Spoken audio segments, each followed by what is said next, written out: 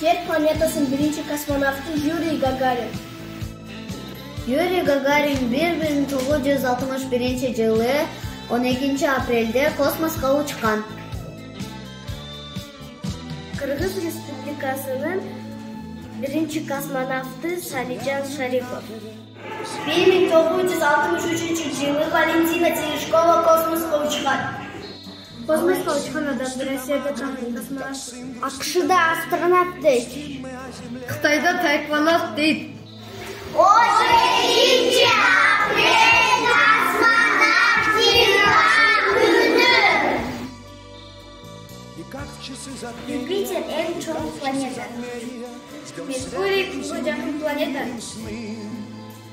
Венера эң ысык жана ачык планета. Уран күндөн алыс жайгашкан планета.